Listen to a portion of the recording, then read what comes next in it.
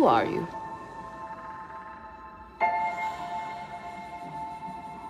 I'm no one.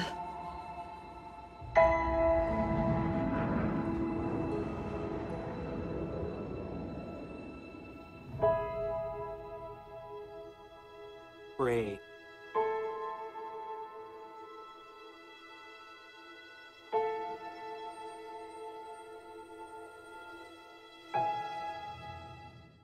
Since we walked out of the theatre, the question that still remains on our minds, and probably will stay there until episode 8 will present us with a definitive answer, is who is Rey, and what is her heritage?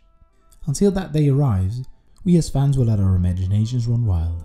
In great Star Wars tradition, the question has been left unanswered. J.J. Abrams deliberately left enough room to spare for Rian Johnson, as the writer of both episode 8 and 9, to come up with a satisfying answer. As fans, we gladly make use of this room as well to construct all kinds of fan theories, some of which are grounded within the source material of The Force Awakens, while others seem to come straight out of the mind of Patton Oswalt. The Force Awakens leaves us with just enough clues to support the probability of most of these theories, but not enough to totally disregard any of them altogether. First, I will highlight some of the more popular theories, after which I will champion the idea that we're all looking in the wrong direction for any possible answers. If we were to redirect our gaze, the answer might even be obvious.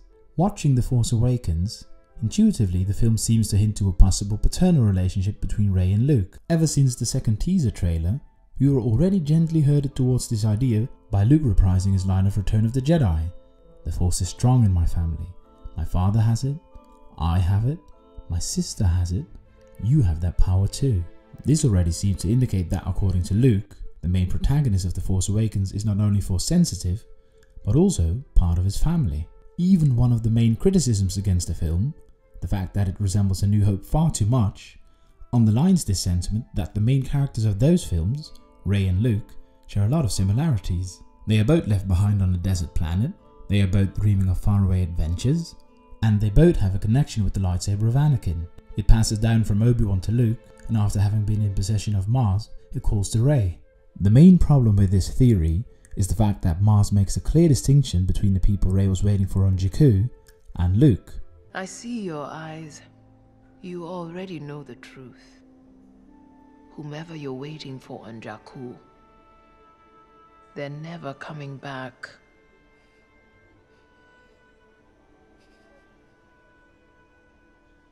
But there's someone who still could.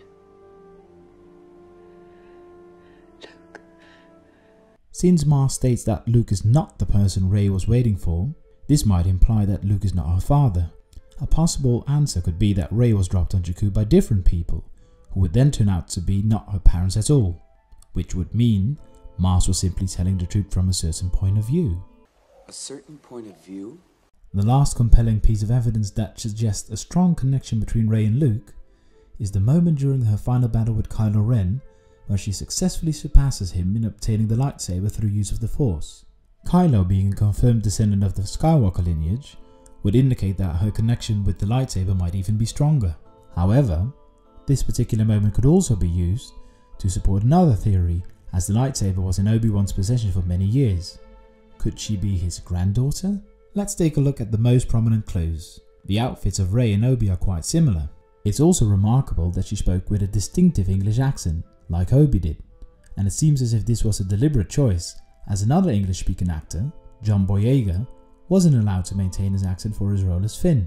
Rey also seems to have a natural aptitude for the rather advanced Jedi mind trick, a specialty of Master Kenobi. Last but not least, during her confrontation with Kylo Ren, Rey shows a predisposition to seek out the high ground, and we all know how important that is, right? It's over, Anakin! I have the high ground! Another theory is that Rey is born as just a child with strong Force-sensitive potential.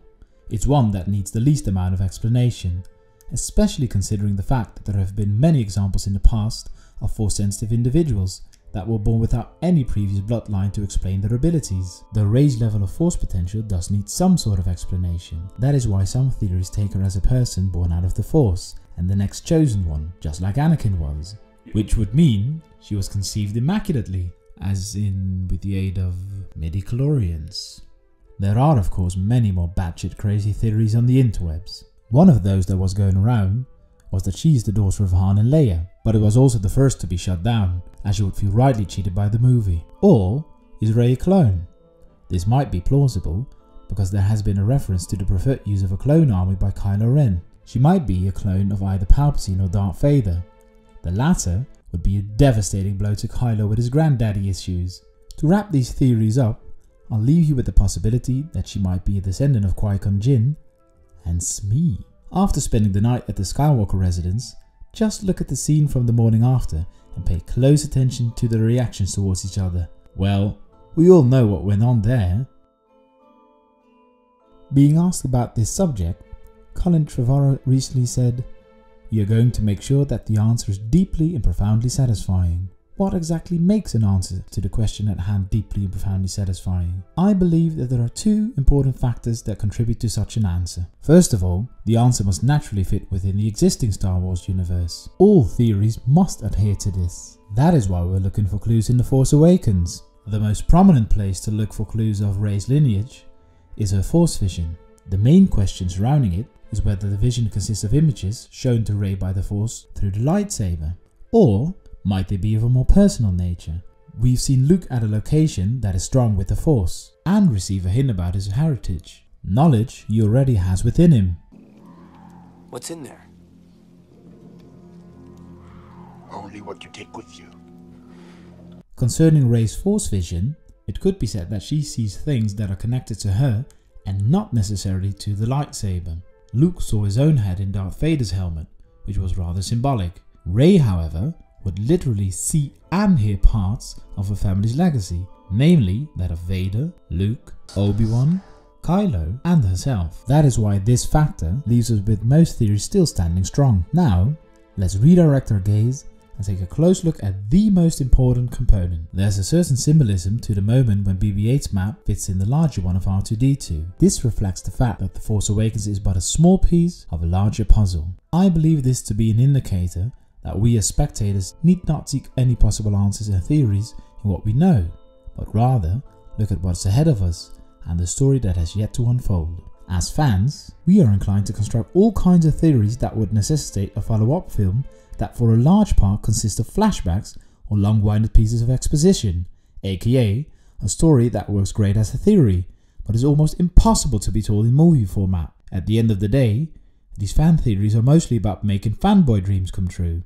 Having a compelling story certainly helps, but they don't want that story to get in the way. The answer to the question of Rey's heritage must lay the foundation for compelling storytelling in the next films.